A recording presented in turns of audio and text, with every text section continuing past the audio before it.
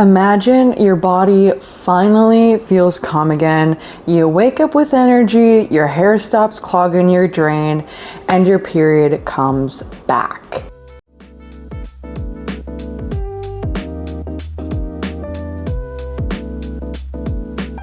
But before you can get there, you have to go through the scary part, eating more.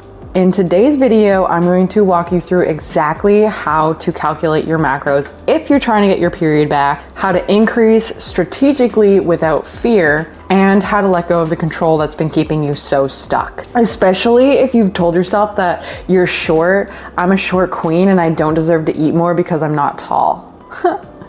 I'm 5'3". So grab a notepad because by the end of this, you're gonna know exactly how to feed your body and how to adjust accordingly. By the way, my name is Haley. I'm a women's health and fitness coach. I've had a very long history of HA, hypothalamic amenorrhea, and so a lot of my clients also go through hypothalamic amenorrhea, and I teach them how to get their cycles back, get them regular, and then head into a fat loss phase if that's something that they want to do.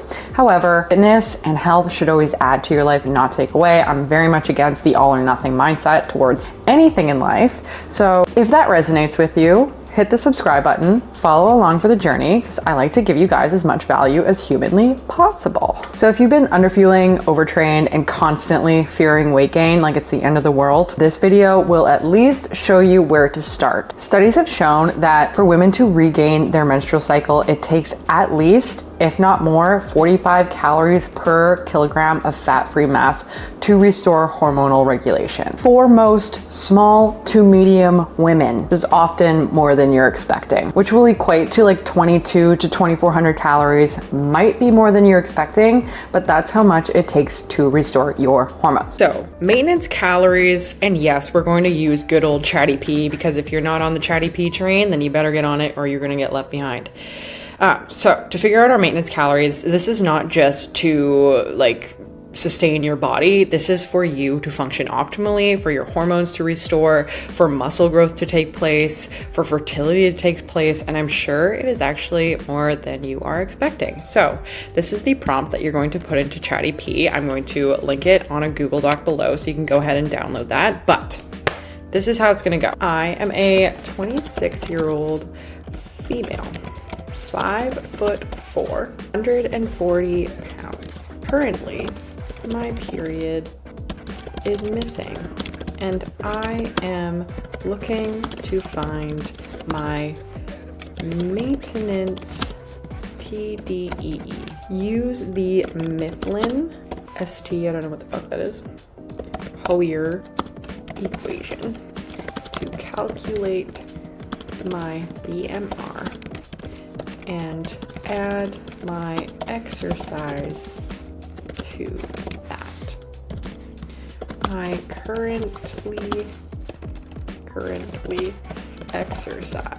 I currently strength train 4 times per week for 45 minutes and walk 10K steps per day. I want you to outline my maintenance calories along with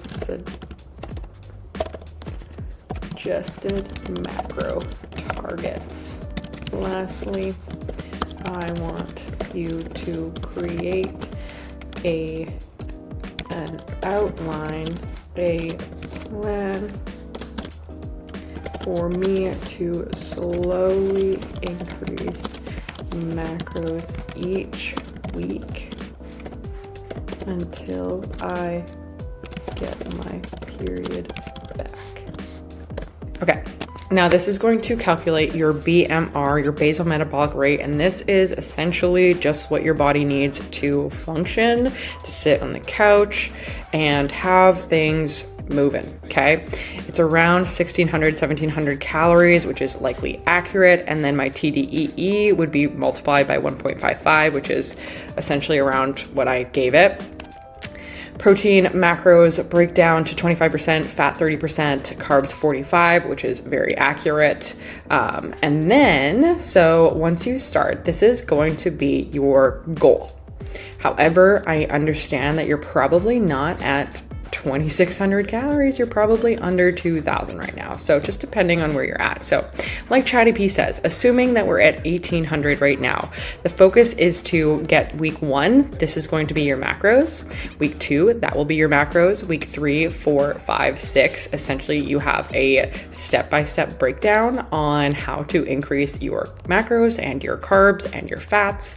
And this is the biofeedback I want you to track. So warm hands or feet, better sleep, fewer cravings, fewer binges, more stable moods, more stable energy, recovering really well from your workouts.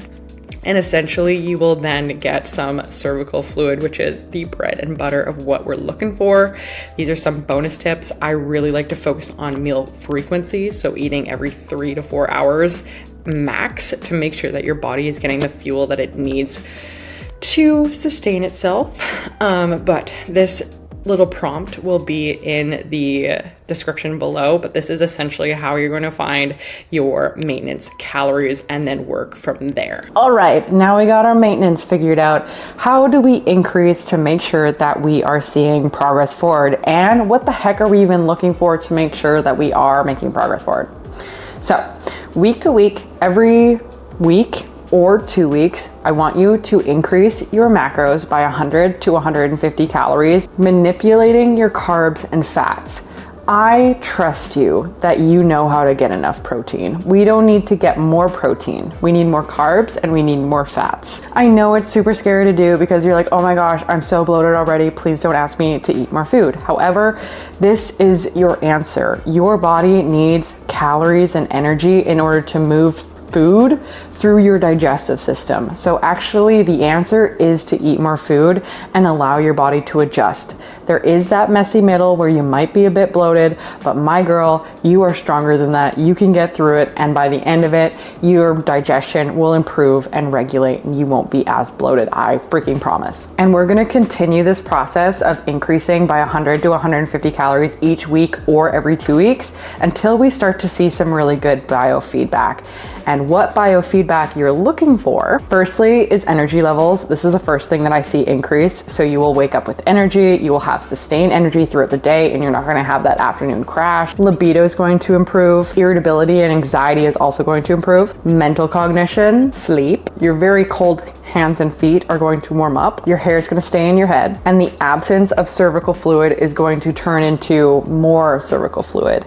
And the pattern that you're looking for is that tacky lotiony turning into egg white CM, and that egg white CM is very fertile, and that is a great indication that your estrogen levels are rising to a point that they might peak, trigger ovulation, and thus get your first period. Step 4 is letting go of the fear of weight gain. If you have not watched my last video, please go and watch it. I go over what you're actually gaining because it's not fat. It's a lot of water and glycogen, a little bit of fat, but you freaking need it. But just to give you the lowdown, every carb or extra carb you eat, which you should be increasing your carb, that holds on to 3 to 4 grams of water. So thus you see more water weight or weight on the scale. And your scale weight does not reflect the whole story. The whole story is bone mass density, your muscle mass, your organs, water weight, everything is in that. So don't take that for face value because it can fluctuate very drastically, very quickly, and it's water. On top of that, as estrogen normalizes, water retention is going to also normalize and come down. So there is going to be a puffy period, and that is just a part of the messy middle. I'm so sorry, but again, you can do this. You can get through that. And part 3, letting go of control and letting go of that fear or that limiting belief that since you're a short girl, you don't deserve or need to eat as much calories, because you do. This whole short girls don't need as much food mindset is completely false. Energy needs scale mostly with lean body mass and activity, not so much your height. So a 5'2" woman lifting 4 times a week will likely burn more calories than a sedentary woman who is 5'9". In fact, research has shown there's a very small variance of calories between short women and taller women of like 200 to 300 calories. So it's a very small amount, even at the same activity level. Another thing I want to bring up is this illusion of control that we have when we restrict. Our brain likes to think that it's in control, but it's really not. Our physiology is in control. And right now, your physiology is telling you that you need to eat more food. When leptin levels and your reproductive hormones downregulate, it's your body saying, I might be running from a tiger right now, I'm not gonna ovulate. So letting go of this false sense of control that restriction gives you actually gives you more freedom and control over your life. It's not even letting go of control. I don't even love that word. It's more so bringing that connection between your brain and your body and allowing your brain to trust your body. This is all about trusting yourself again and knowing that it's going to figure it out, and it's not here to hate you. It's not here to make you a fat whale on the beach. Like, it's here to survive, and all it's doing is protecting you. So all of that to say, you probably have a measurement of success being the scale weight or being how your body looks in the mirror and or your jean size.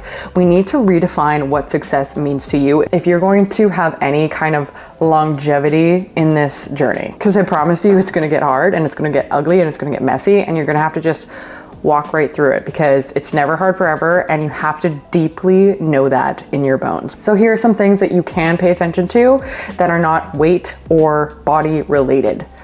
Your strength, your performance, your deepening of sleep. We actually get more dreams the further we get in recovery, because we're able to get into that REM sleep, and that's where you dream. Your relationship with food. Start saying yes to more social outings. And now that you have more time to dedicate to your social life, go have some freaking fun. Go to a concert or something. I don't know. Okay, so here's a recap of this video. 1, we find our maintenance. 2, we increase gradually until we start to see biofeedback. 3, we stop equating our size with our worth. Capiche? Capiche. If you found this video helpful, please subscribe, like, comment your takeaways. I love your comments, so please comment. And comment whatever you guys want to see next. If you are having trouble on your HA journey and you want a little extra support, my coaching application is always linked below. And in the meantime, my friends, I will catch you in the next one.